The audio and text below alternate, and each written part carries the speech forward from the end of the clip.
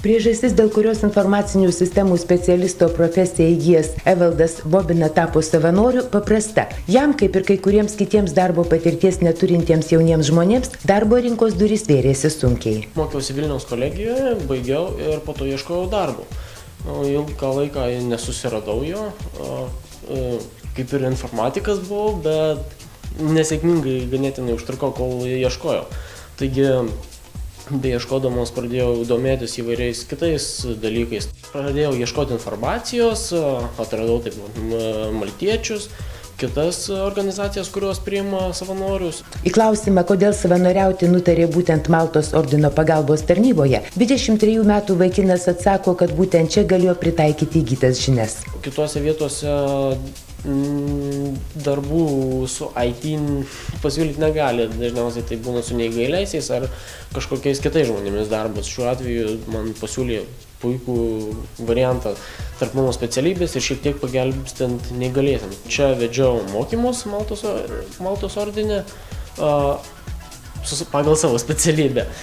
Rodžiau, kaip galima kurti internetinius tinklalapius, kaip visą tai veikia, koks tai procesas, kad internete atsirastų norimas tinklalapis. Pagrindinė tikslinė grupė pas mus yra seneliai. Senelių lankymas namuose, bendravimas su jais, maisto pristatymas, taip pat yra pagalba neregiams, palydėjimas įvairias vietas Vilniuje. Užimtumo organizavimas sutrikusio intelekto vaikams.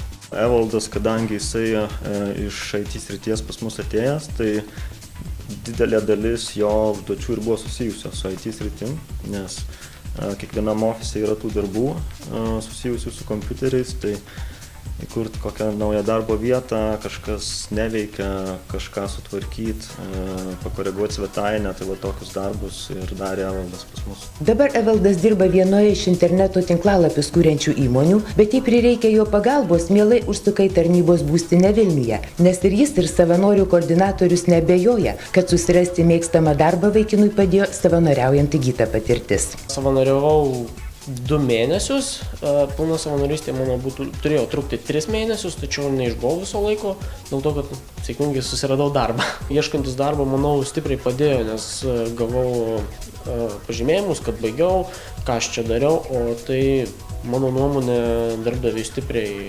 duoda pliusą, kad aš tai darau.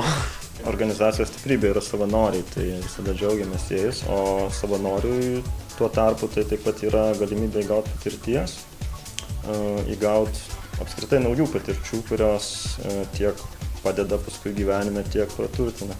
Projektas Jaunimo savanoriška tarnyba, kurį inicijavo Socialinės apsaugos ir darbo ministerija, o įgyvendina Jaunimo reikalų departamentas, finansuojamas Europos socialinio fondo lėšomis. Jo tikslas – sudaryti sąlygas jauniems žmonėms, dalyvaujant savanoriškoje veikloje įgyti asmeninių, socialinių, profesinių kompetencijų bei darbo patirties. Iš viso projekte, kuris tęsis iki šių metų rugpjūčio, dalyvauja daugiau kaip 440 jaunuolių nuo 16 iki 29 metų, kurie šiuo metu nedirba ir nesimoko bei yra pasirengę savanoriškai veiklai skirti 20 valandų per savaitę. Juos priima 280 organizacijų. Beveik trečdalis iš daugiau kaip 300 jaunuolių, kurių savanoriavimas jau baigėsi, įsidarbino.